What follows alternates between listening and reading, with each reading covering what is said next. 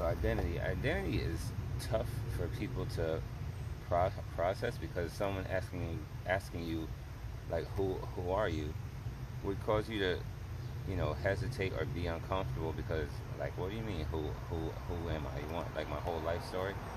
That's not that's not what I would be asking when I ask you. If I were to ask you your identity, it's more like what are you at your core? If you had to explain like a few beliefs or characteristics about yourself, and say narrow it down to like 10, pretty much everyone could do that. It would, it may take some thinking, and then a lot of times when you say that say what your identity is, you feel like you're being boxed in, and it's valid. But there does have to be some part of you that, people can see as a consistent theme in your life or in your actions.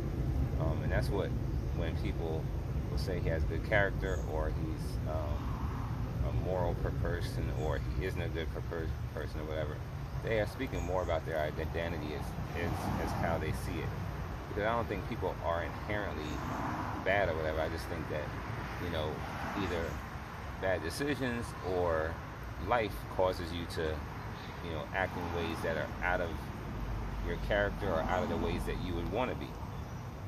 So, if I were to describe myself and my identity, um, currently I'd be a father. I'm divorced. I was an athlete. I stay fit now. I believe in healthy eating. I also eat trash at times. I believe in inherently that things will always get better. So I guess, an optimist would be part of my identity.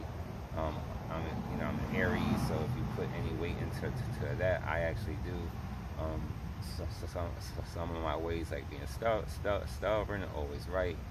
Some of the ways I was in the past, being absolute, like it's either black or white. Like those are ways that are part of my identity.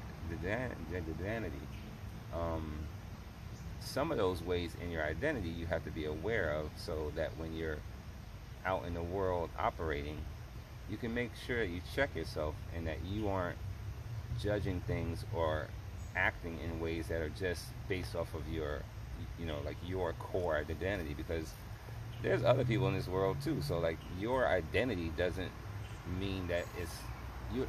You don't have to impose your identity on anyone else.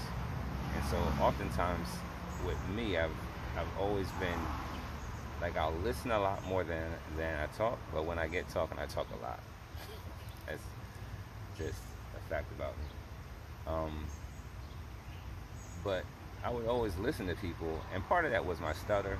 So, like, as you know, from stutter age through, um, like, past college almost. Like, that was a big part of my identity too. Is that, like, I was quiet because I stuttered. I didn't get out of that until I started to be in sales, which is weird, right? You start being stuttering when you were in sales. But that's when I learned that people will listen to you regardless of how you speak and whatever impediment you have, if your info's good. And back then my info was great. Like, I studied that. And generally anything I get into, I'm going to study it and try and know everything about it. So, like, my identity in weight, in a lot of ways, has altered over time. And so I've had to look at the ways in which my identity impacted my decisions back, 10 years ago, 20 years ago, 30 years ago, and then how I'm letting it impact things now. So for everyone looking at your identity, it's a good study, because you get to see who you are, what you think about, and kind of judge yourself on if these are helpful things or if they're harmful things. And it's important that you look at yourself and judge yourself. I don't advise judging anyone else, but you should judge yourself. Like, did I do this right? Was it necessary, or anything like that? So that's part of some things that identity will cause.